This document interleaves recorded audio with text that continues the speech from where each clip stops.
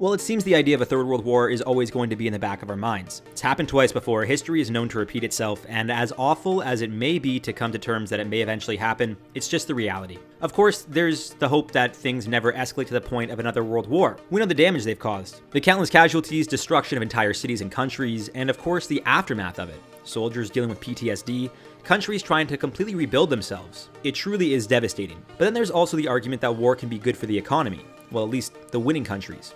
There's also the argument that the demise of some countries would actually free the people of that country. Obviously, in this case, we're speaking about North Korea. As tensions continue to rise between North and South Korea, fears of war are continuing to ramp up, with Kim ordering his military to fire a few shots at a South Korean military post, most likely a move to show he's still in power, and the United States doing their joint drills with South Korea. It's clear why people feel this way. Of course, there's also the recent reports of US ships entering the disputed waters of the South China Sea, which is a problem in itself. We'll get to that later, but as you can imagine, a third world war, even if it was started by North and South Korea, would inevitably involve the world's most powerful countries, such as the United States, Russia, and China, to name a few. Today's question, what if North Korea and South Korea start a World War III? Welcome back to LBQ, guys. I'm your host with all the answers, Jared Bronstein, and today we'll be focusing on all aspects of war, both good and bad, who would ally with who and why, as well as how things would most likely turn out. Stick around to the end of this one for some comment replies, but for now, let's just fire away. So it seems as clear as day, the second North and South Korea go at it, other countries will be getting involved. Now, technically speaking here, the Korean War officially ended in 2018. For a more in-depth explanation of what happened, check out our video, What If North Korea and South Korea Went to War?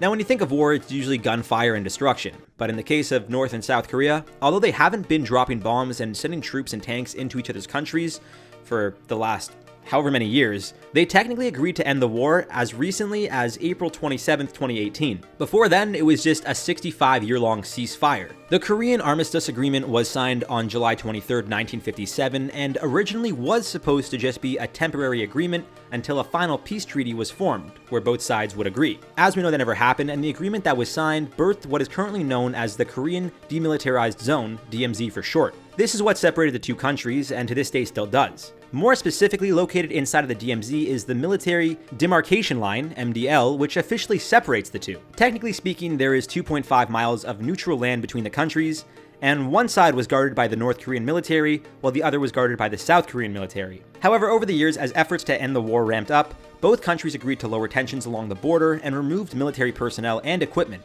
We'll also get back to that a little bit later on in this video. The DMZ is actually where the South Korean post that was shot at by North Korean officials is located. Now, this is apparently not the first time North Korea broke the rules of this agreement, which obviously includes not firing at South Korean military posts. In fact, in 2011, South Korea actually accused North Korea of violating the armistice a total of 221 times since it was initially created. I guess now it'd be 222? Definitely not. I could promise you guys, since 2011, North Korea has violated the armistice many times prior to the most recent events that took place. Now, before we go any further, the DMZ has what is called the Joint Security Area, JSA, which is a designated area that was originally a neutral piece of land for the two countries to meet within the DMZ. Aside from being used for diplomatic reasons, it was also where the North Korean government and the United Nations Command, UNC, would discuss military negotiations up until March 1991.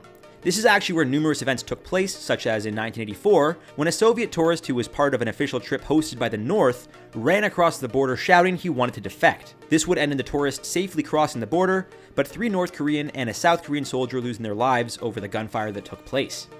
A similar incident happened in 2017 as well, when a North Korean soldier defected. This same area is also where President Trump famously set foot in North Korea on June 30th, 2019, becoming the first sitting US president to actually set foot in North Korea after briefly crossing the MDL. Prior to this, South Korea's president had also stepped foot in North Korea, a sign in the right direction. In fact, the two countries were planning on opening the JSA to the public, allowing tourism and staffing it with unarmed military personnel from both countries. But since Kim recently shot at the South Korean posts, well, things have certainly changed. Some experts believe Kim was just trying to show that he's very much in power. Others think it was totally accidental. Either way, South Korea doesn't care, and they're demanding answers. Well, obviously they care. If Kim deliberately fired at the post, that would regress a lot of the progress made thus far. If it was an accident, maybe the South would forgive their northern counterparts, but I feel a retaliation of some kind would still take place. Which then begs the question, if these two countries did officially go to war, who else would get involved? Well, what would it look like?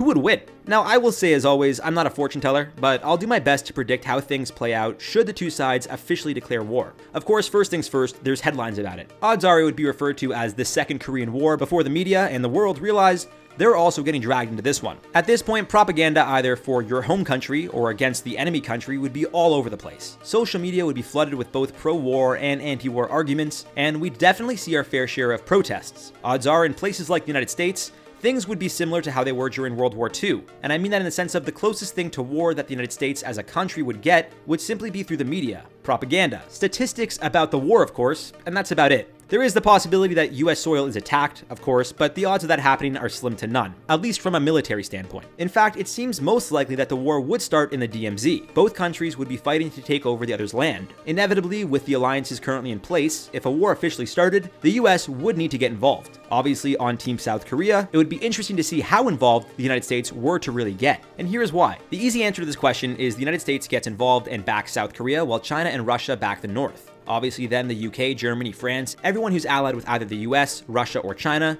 join their respective sides. Eventually, one country uses nuclear warfare, which sets off an entire nuclear war that the United States eventually wins because they're the most powerful country in the world with the strongest military. But it seems that's just the answer at face value, or maybe even just the answer people would want to hear. But would that actually happen? Probably not. Even if a third world war was started due to the rising tensions between North and South Korea, it doesn't necessarily mean things would go the way they did in the 1940s. In fact, the last thing any country would want would be to get involved in a war. Of course, the countries wouldn't say to their allies that they're on their own for this one, but rather than focus on bringing down the enemy, they may put more of a focus on ending the war before it gets out of hand. What I'm saying is, regardless of whose allegiance is where, no one would want to continue escalating things, for many reasons. Let's start with the obvious ones. No country wants their citizens to die. At least, I'd like to believe that. That being said, I feel Kim wouldn't back down from a war, nor would he show he's the weaker country. This may lead to him sending in troops to fight a war they all know they won't win. Of course, at some point, the military or just the people of North Korea who wouldn't want to be a part of this destruction may turn on their leader. And as you can imagine, this in itself would practically end the war.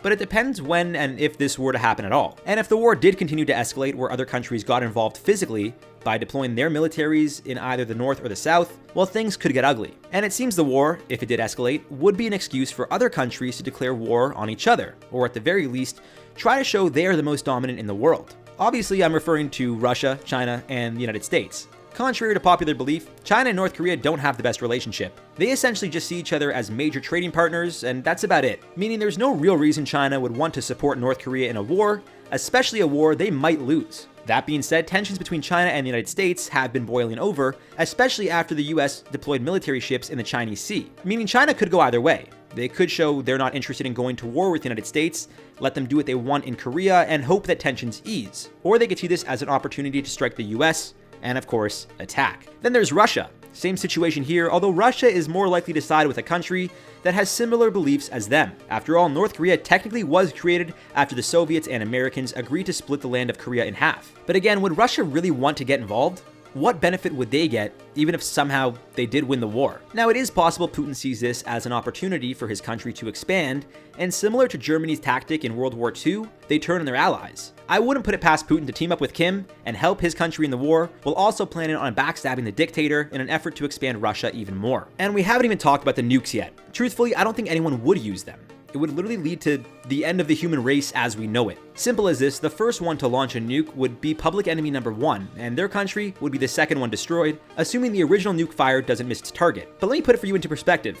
North Korea fires a nuke and hits a country, let's say South Korea. Not only would the entire area be full of radiation, which would inevitably kill the majority of everything within a certain vicinity, but it would be the start of the dominoes. It's possible Russia, the US, or China decide they want to show off what they've been holding on to, aiming a nuke at North Korea.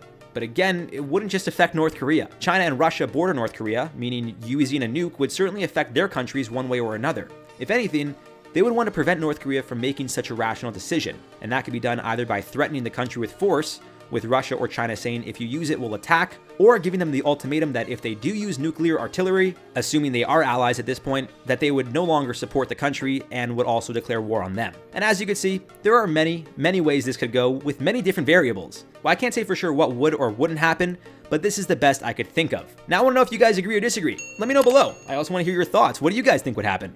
Let's have a conversation in that comment section down below. For now, let's reply to some comments from the video. What if North Korea and South Korea went to war? Gaming Knight said theory. Kim had his heart replaced for a potato. You know, they just cut open his blubber and grabbed a potato and stuck it into his heart placement thingy. I feel like I saw that on a TV show and they had to put it in a microwave. And I feel like it was somewhere. It was in South Park. I was trying to make a joke. I got the joke. Funny one. That was great. I love it. God Goku said, okay, let's all be honest. Kim Jong-un's smiles give you some kind of sensation that he is not evil and a nice person. I mean, I wasn't going to be the first to say it, but honestly, he's got a pretty friendly smile. Dominic Scott said, anyone ready to be drafted when this happens? No, not going to be drafted. Don't worry. There are plenty of people willing to go to fight for their country that you will not be just drafted to the war. So, well, I guess you could be drafted, but I mean, not unwillingly is what I'm trying to say. Anyways, guys, that's it for this one. I've been your host, Jared Bronstein. This has been a long video. We'll see you guys in the next one.